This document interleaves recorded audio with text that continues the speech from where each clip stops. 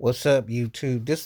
This one's gonna be Slash's musical influences. Slash, the guitarist from Guns N' Roses, and I'm gonna just name names and I'll get back on it. Mick Taylor from the Rolling Stones, who he said was his biggest influence. Jeff Beck, the Beatles, Aerosmith, Rolling Stones, Eddie Van Halen, Joe Walsh, Jimmy Page, Jimi Hendrix, Joe Perry, Eric Clapton, Chuck Berry, B.B. King, and of course different others. Nothing in ACDC. No surprise. He had a nice big bombastic sound and stylings, tone. It's a certain way that the phrasing and the way his musicianship was going.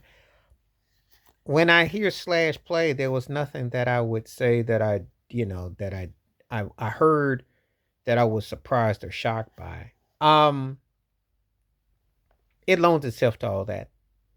He definitely inspired by a lot of musicians that you could definitely hear that type of display, that type of array. Um, Solo tones, the big sonic boom. I could definitely hear that. He uh, it's the way he played in the tone, especially when he went to with certain more rhythmic stuff that he did. And his soloing and his vibe definitely loaned itself towards a lot of those art to the musicianship. You know, he had a definitely where he was going for a certain like an aerial type of sound with soloing. So when I hear Joe Perry, the blues has definitely been based on his stuff. I think his solo record was a loan to that. Um, the Chuck Berry one is interesting because not a lot of boogie woogie in his tone, but but obviously you can't play guitar and not have Chuck Berry as an influence because Chuck Berry influenced a whole lot of people with just the way the groove was, but it was part of it.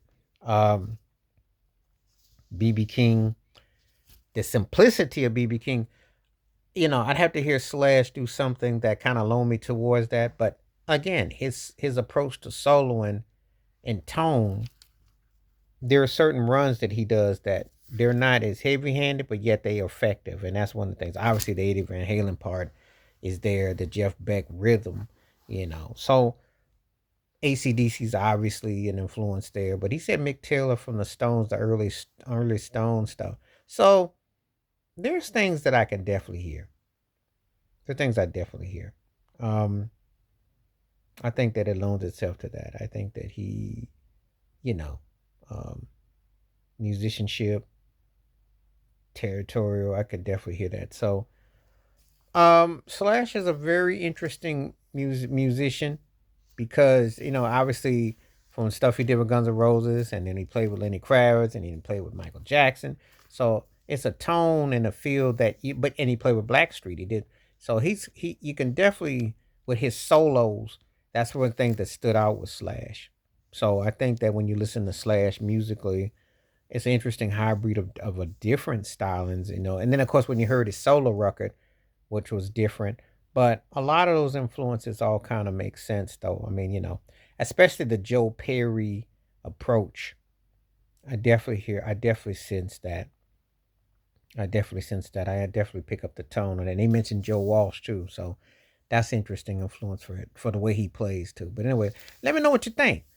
Slash's musical influences. Please hit like, subscribe, welcome thoughts, comments, and I do respond. Thank you. Wash your hands, keep your mind clear, watch out for another. Share if you like, and hit that membership. Stay safe, stay blessed, stay woke, stay free. On my peace.